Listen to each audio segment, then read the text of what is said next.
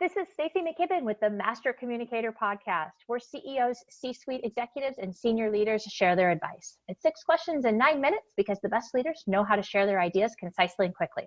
Let's jump right in. Question number 1. In a few sentences, tell me who you are and what you do. My name's Chad Dyar. I live in New York City, and I work in a field called enablement, where I'm in charge of things like training, helping people develop their skills, and then also collaborating across the company to help tie initiatives together. Oh, man. And I did a little spying on you, Chad. I happen to find out that you're also an opera singer. Is that true? I am a retired opera singer and also an author. I have a few interests, and I still find creative outlets to get into from time to time. Oh, man. Okay, so you're kind of the first one that I've really interviewed where we got this beautiful blend of the analytics and the people side and kind of the creativity. So I'll be really excited to hear what you have to say about people and communication. For sure. So, that being said, question number 2 for you. What's the best thing about leading people from your perspective? I think the best thing about leading people is the journey that it takes you on as you meet different types of people throughout your career and learn how to relate to different people in different ways. I've had teams of salespeople earlier in my career who are just really hungry and really focused on money. And then I've had teams of people that were really analytical and focused on making an impact on the business. So managing all those different types of people has taught me a lot about myself and the types of people I gravitate toward. And because of the different years I've been managing people, which is definitely over a decade now, it's really given me a big toolkit when it comes to being a people leader. Well, and you know what? All that leads me in perfectly my question number 3, which I'm curious your thoughts on this. I often hear from other leaders that business would be great if it weren't for that pesky people part. You know, with all those different personality styles that you're describing, I'm curious, what are your thoughts on that? Well, I'm known in my company as the culture monster, so it's very rare that I ever meet anyone that I don't like or can't work with.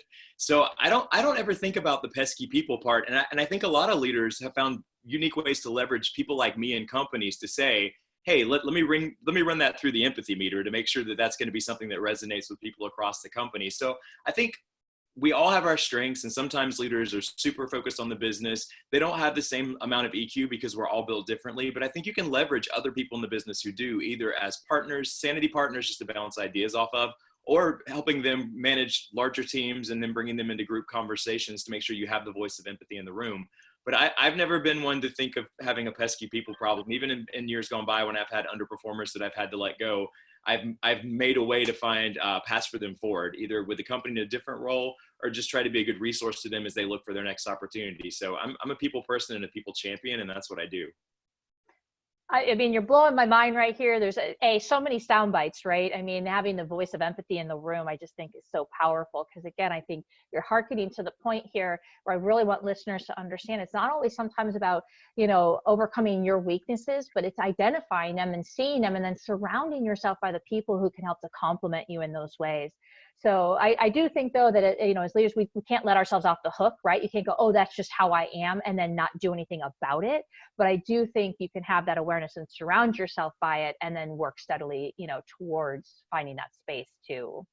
When I think being a creative is also a strength of mine in that situation, because I'm able to look for different ways to relate to people. I mean, studying theater and studying acting growing up, I had to live in a bunch of different personas and understand people's perspectives that were way outside of mine or way outside of even my comfort zone at some parts of my career when I was performing. So I think that really laid the foundation for me to be able to relate to lots of different people. And it's given me an interest. A lot of my friends are from other countries, from having a lot of different backgrounds and ideas. I don't come from that group of homogenous friends where everyone looks like me and sounds like me and dresses and acts like me. And I think that's also been helpful in developing the way that I relate to people in my career. I love that. You make me think of, improvisation for leadership, right? They talk about how in improvisation, you're doing a good job when you're making the other person look. And everything, again, here you're describing for me is really along that line of, how are you showing up in service to the other person, right? Okay, I could talk about this for days. All right, question number 4. What are other successful business leaders like yourself should be on the podcast? In other words, who should we be listening to, right? I think your voice is really incredible out there in the marketplace. What other voices should we be listening to? I mean, I'm always going to go to people that I consider to be my peers and mentors that I get the most from. I think if I was talking earlier today to Morgan Ingram, who's hosting a virtual happy hour today to get a lot of us leaders together because we're missing conference season. And conference season is one of the best times of year to get around to other people in your profession that you're not working with every day to share those ideas. So Morgan's A+, and he's everywhere. 2 of my mentors, Max Altschuler at Outreach, does marketing there. And it's just, another empath, another person that lives to serve other people, and just working with him and finding opportunities just to be better at what I do to make people's lives better.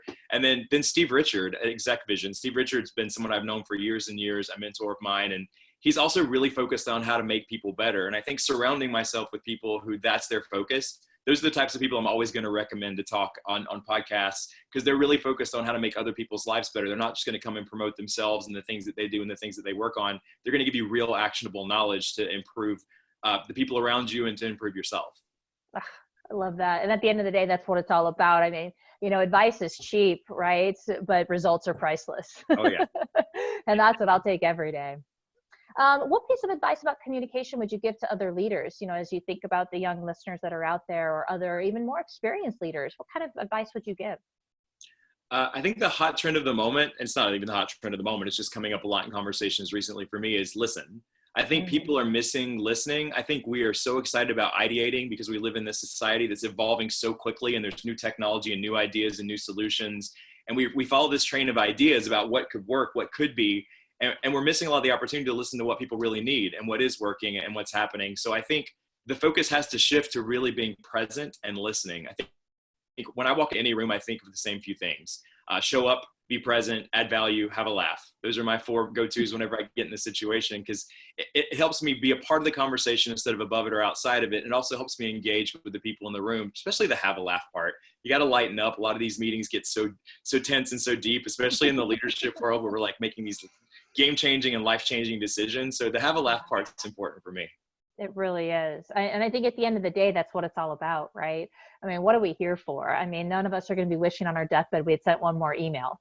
So I hope not. I know, I think we hit our quota, long before we pass. But I think it's what you're describing is, did we make a difference? Did we laugh a lot? Did we, fill our hearts in some way? And I think we can business and that community feel can come together. It doesn't have to be mutually exclusive.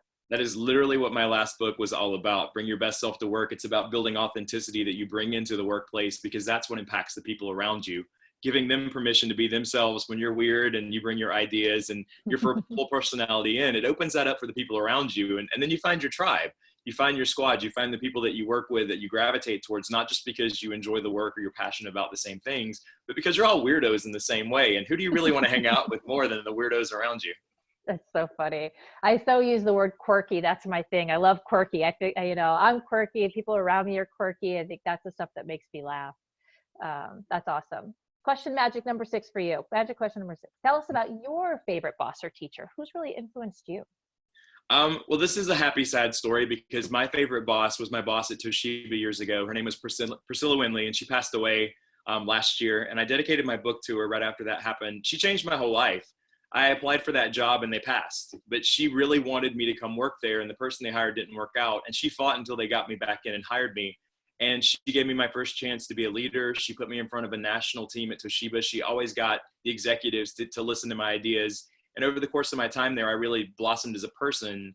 But I think the thing that she sowed in me the deepest was she gave me permission to use my creative skill set in my business skill set. Before then, I'd been just the sales guy and the sales manager that was focused on the numbers, and people didn't know a lot about me. They didn't know about my career in the arts, and I had my personality under a damper because I thought that was what a professional was supposed to be.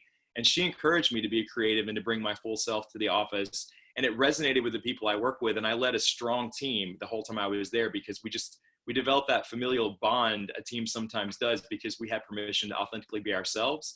I met their kids, they met my family, they came to see me when I performed. And it just really felt like I got a full life experience in that job. And it was the first time I did that. And I swore after that, I would never make a change. I was going to bring my full self to every job I had, relate to people, warts and all, if they like me, if they don't, but feel that I could come home every day and take a deep breath and know that I was authentic. And Priscilla Winley's the person who taught me that, and like a million things more. She taught me like my entire manager skill set on top of that, but she changed my life in a big way, and I miss her a lot. Well, my heart is swelling just listening to you talk about that and watching your face light up. And, I always love hearing those stories, so thank you so much for being on. How can people find you? The easiest way to find me is on LinkedIn, Chad Dyar, and you can find everything else while you're there. I got my email, my phone number, anything else you're looking for, my Twitter handle, all my articles, links out to anything I ever do. It's all going to be there. That's where I'm living these days. I promise to get a website at some point in the future, but right now LinkedIn is the place. That's awesome. Well, we will go find you and we will search you out.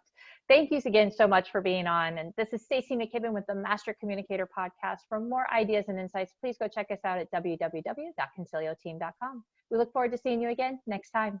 Take care.